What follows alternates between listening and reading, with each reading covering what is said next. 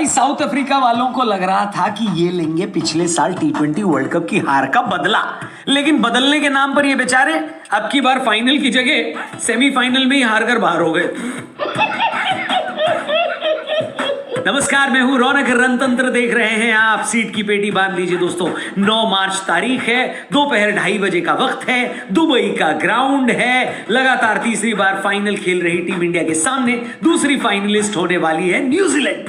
किसी को किसी भी प्रकार का कोई भिंडी रोना नहीं रोना चाहिए, क्योंकि टूर्नामेंट की 2 बेस्ट टीमें ही फाइनल खेल रही है।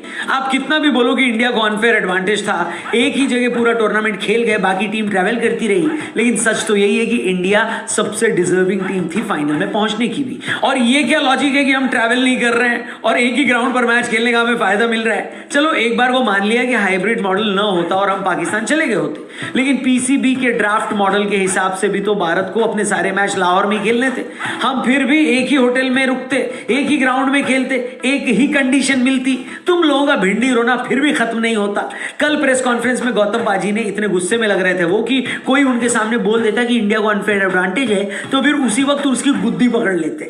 खैर, इंडिया के अनफेयर एडवांटेज पर तो हम बाद में बात करेंगे। सबसे पहले मैं आपको बता दूं, आज रात को 8:30 बजे हमारे टीआरपी चैनल पर एक अमेजिंग पॉडकास्ट में विनीत कुमार सिंह एक्टर आने वाले हैं। छावा फिल्म में कवि कलश का किरदार निभाना हो या मुक्केबाज में मुक्केबाजी दिखानी हो, बढ़िया बढ़िया फिल्मों में बढ़िया बढ़िया एक्टिंग करी है, शानदार एक्टर भी हैं और बहुत सारी बातें उनके साथ इस एक्सक्लूसिव पॉडकास्ट में हुई है, जो रात को 8:30 बजे हम अपने टीआरपी चैनल पर रिलीज करेंगे। चैनल को सब्सक्राइब करना, डिस्क्रिप्शन में हमारे पॉडकास्ट चैनल का लिंक दिया है। फिलहाल आगे बढ़ते हैं। तो दोस्तों, वही 4 टीम जो 2015 वर्ल्ड कप सेमीफाइनल में थी, उन्होंने 2025 चैंपियंस ट्रॉफी सेमीफाइनल में क्वालिफाई होकर अपना 10 ईयर चैलेंज कंप्लीट किया था। 2015 में भी पहला सेमीफाइनल इंडिया वर्सेस ऑस्ट्रेलिया हुआ था, जिसमें ऑस्ट्रेलिया जीत गई थी। इस बार इंडिया जीती है। 2015 में दूसरे सेमीफाइनल में न्यूजीलैंड ने साउथ अफ्रीका को हरा दिया था। इसीलिए पृथ्वी का बैलेंस बनाए रखने के लिए यहां साउथ अफ्रीका को जीतना चाहिए था, लेकिन जीतने के नाम पर साउथ अफ्रीका टॉस भी नहीं जीत पाई। उनको कहा गया कि पहले बॉलिंग करो और फिर लाहौर की रोड जैसी पिच पर,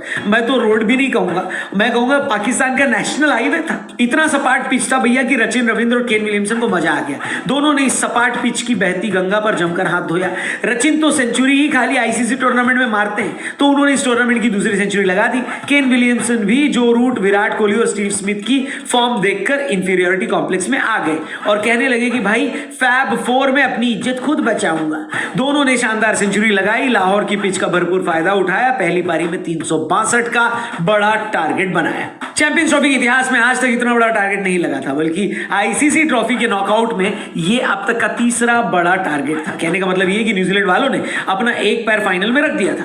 बस डर इस बात का था कि भैया अब तक वनडे इंटरनेशनल के इतिहास में 2 सबसे बड़े टारगेट चेज साउथ अफ्रीका नहीं किए, क्या पता यहां भी कर लेते। लेकिन उनके कप्तान टेम्बा बबूमा को इतना बड़ा टारगेट होने के बाद भी कोई टेंशन नहीं थी। शुरू में तो ऐसे खेल रहे थे जैसे 5 दिन का मैच हो, फिर उनको अपने रंगीन कपड़े देखकर याद आया कि नहीं नहीं नहीं, ये तो वनडे है, और उन्होंने तेज खेलना शुरू किया। रस्सी बंदर दूसरे के साथ जब तक बबूमा बैटिंग कर रहे थे, तब तक मुझे भी लग रहा था कि India versus south Africa final possible हो सकता है। लेकिन जैसे ही कैप्टन सैंटनर ने कप्तान बबूमा को आउट किया, साउथ अफ्रीका वालों की पूरी दुनिया इधर की उधर हो गई।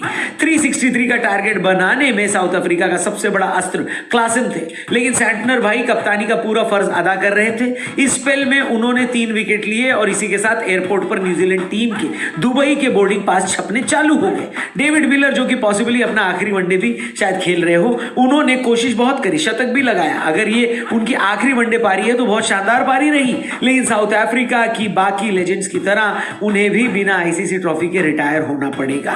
साउथ अफ्रीका ये मैच 50 रन से हारी और आईसीसी ट्रॉफी के नॉकआउट से बाहर हो गई। और उनके फैंस ने एक बार फिर रोना चालू कर दिया है कि हमको चोकर मत बोलो, हमको चोकर मत बोलो, मुझे अपने घर जाना है। खैर, India versus New Zealand final confirm हो चुका है। जैसे कि मैंने बताया, दोनों बेस्ट टीमें ही फाइनल खेल रही है। इस बारे में हम कल भी बात करेंगे। आप कमेंट बॉक्स में बताओ कि क्या न्यूजीलैंड